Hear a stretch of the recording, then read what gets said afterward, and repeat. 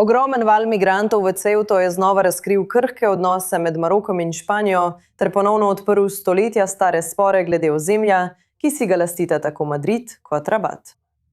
Marek Šlos daje globlji pogled.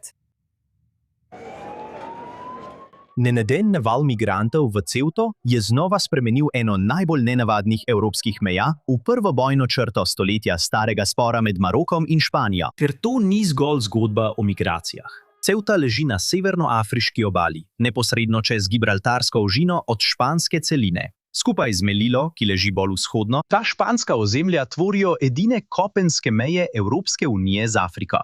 Prav tako so v središču ozemeljskih sporov, ki segajo stoletja nazaj. Prisotnost Španije v severni Afriki se je začela v obdobju, ko so se Evropska kraljestva borila za nadzor nad pristanišči, trgovskimi potmi in dostopom do Sredozemlja. Portugalska je leta 1415 zavzela Ceuto. Mesto je kasneje prišlo pod špansko oblast in je ostalo špansko tudi potem, ko je Portugalska ponovno postala neodvisna. Melillo je Španija leta 1497 zavzela od feškega sultanata. Danes Španija obe mesti šteje za trajna in neločljiva dela države z enakim političnim statusom kot špansko ozemlje v Evropi.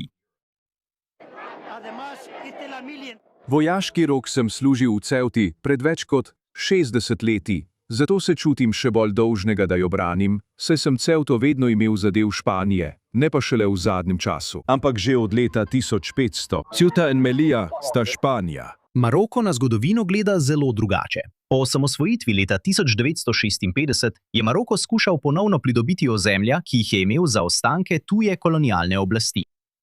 Maroko Ceuto imenuje Septa, Melillo pa Melilla in jo pogosto opisuje kot okupirani maroški mesti, ne pa kot legitimno špansko ozemlje. Zahtevki Rabata vključujejo tudi več manjših ozemelj pod španskim nadzorom vzdolž maroške obale. Eden izmed njih je Peñón de Veliz de la Gomera, majhna utrjena postojanka, ki je pod španskim nadzorom od 16. stoletja. Drugi je otok Peril, nenaseljen skalnat otok blizu Ceute. Leta 2002 so maroški vojaki pristali na otoku Peri. Španija je odgovorila s pošiljanjem specialnih enot, da ga ponovno zavzamejo. Spopad se je končal brez žrtev, vendar je pokazal, kako hitro lahko tudi majhen, prazni otok povzroči krizo. Vendar pa največji zgodovinski spor leži južneje, v zahodni Sahari. Španija je kolonizirala to ozemlje v poznem 19. stoletju, vendar je leta 1975, ko se je španska oblast končevala, kralj Hasan organiziral zeleni pohod in 100 tisoče Maročanov je napredovalo proti ozemlju, da bi okrepili maroško ozemeljsko zahtevo. Španija se je umaknila in Maroko je sčasoma prevzel nadzor nad večino zahodne Sahare. Toda njen končni mednarodni status ostaja nerešen, saj maroško suverenost tam v celoti priznavata le Izrael in Združene države Amerike. To vprašanje je večkrat vplivalo na odnose med Madridom in Rabatom. Poleg nesoglasij glede migracij in prihodnosti španskih ozemelj v severni Afriki. Ceuta ni dosegla normalnosti. Ceuta se ni vrnila v normalno stanje. Razmere niso normalne. V Ceuti je še vedno več tisoč ljudi, ki jih je treba vrniti. In vzdušje med prebivalci Ceute ostaja zaznamovano z nemirom in zaskrbljenostjo. Med prebivalci Ceute. Ceuta je tudi Maroko, zato tukaj nimamo kaj iskati.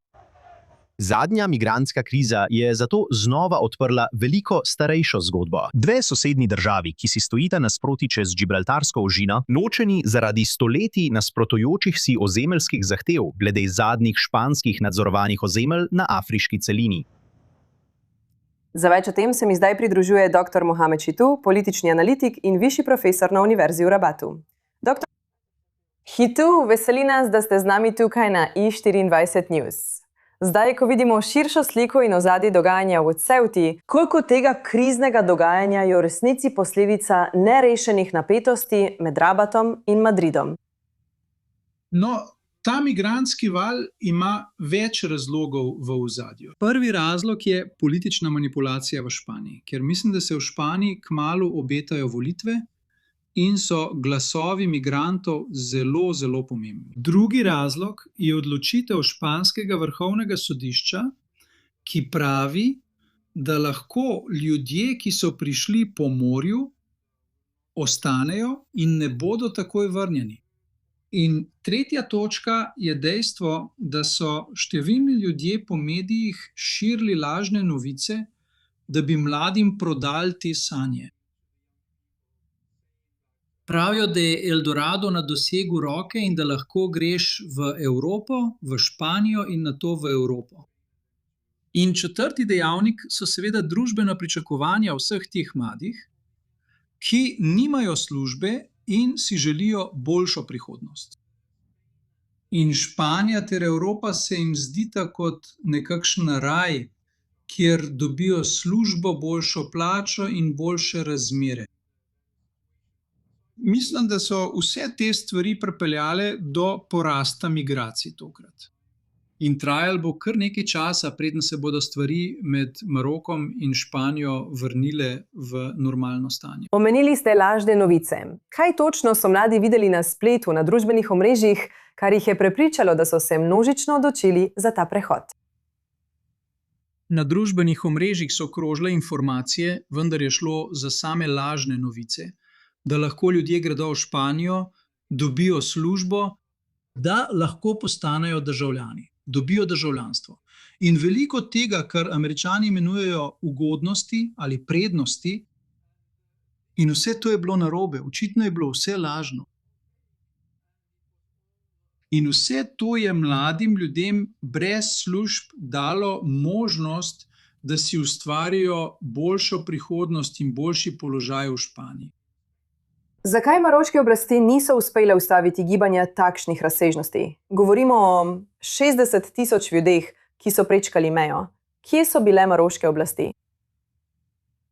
Moramo razumeti, da je Evropa nadzor nad svojimi mejami prenesla na Maroko in je izvajala velik pritisk na Maroko, da ustavi vse migrante, ki prihajajo predvsem iz Afrike. In če ste danes v maroških mestih, vidite vse te temnopolte ljudi, ki čakajo, da prečkajo v Španijo. In to prepuščanje nadzora nad mejami strani Evropske unije povzroča veliko težav v Maroku.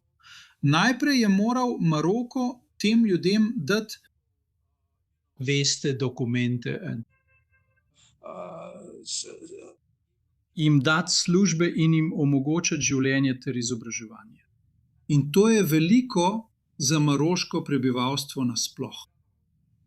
V redu, dr. Mohamečitu. Lepo, da ste bili z nami na i24 News in delili svoj pogled na dogajanje v Ceuti. Hvala.